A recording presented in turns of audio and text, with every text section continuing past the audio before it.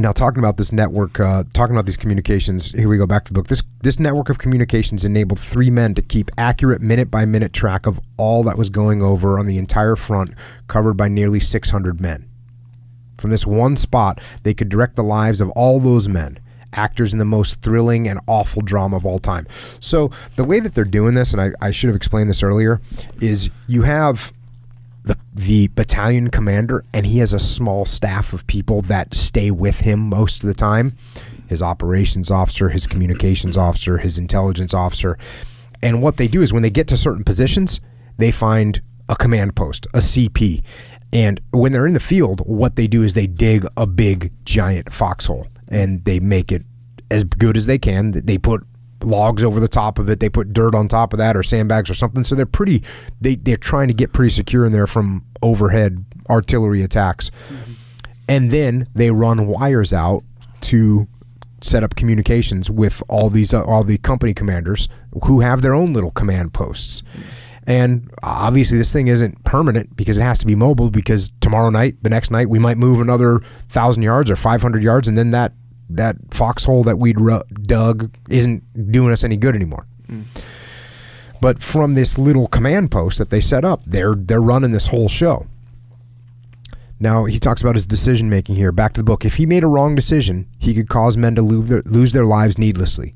Or, if he was clever or lucky, he might, by moving a single squad or platoon or calling for fire support, defeat the enemy and gain additional glory for the unit, all without moving from his communications when in a defensive position such as this. And he's talking here about like some of that drama that happens. Back to the book. A single rifle shot could mean the death of a company commander, or it could mean nothing. A mortar round might wipe out an outpost and lay a company open to a surprise attack, or it might only kick up a little dust and scar a few trees.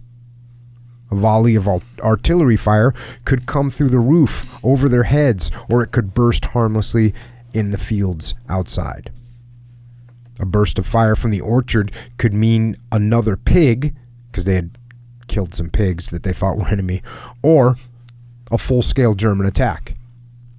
Each sound built up a certain amount of suspense to greater or lesser degree. The ring of the phone itself built the tension higher and higher until the first words that came in would perhaps screw it even tighter or dispel it entirely.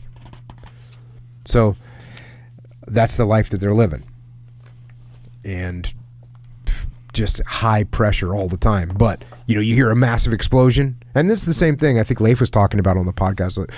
You hear an explosion, you have no idea what it is. You don't know if it's friendly. You don't know if it's a tank round being fired. You don't know if it's an IED going off. You don't know if it's a mortar round impacting. You can't.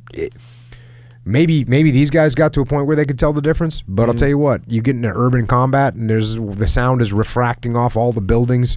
It's hard to tell where it came from, and it's definitely hard to tell what it is. And by the way, the artillery rounds that hit are what are being used as IEDs. Mm-hmm. So you don't know what it is. Yeah. It's really hard to tell. But it was weird too. In Ramadi, there was constant gunfire. Like you when you went outside, you just hear. It was always out there. Even if it was on the other side of the city. I mean, you can.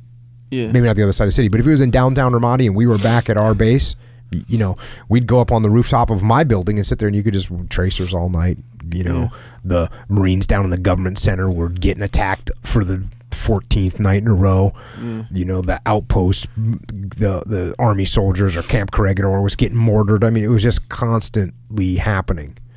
So what was it where if it's closer, that's when it's the concern? Or I guess it's definitely. Just context in general, right? No, just, this the overall context for us.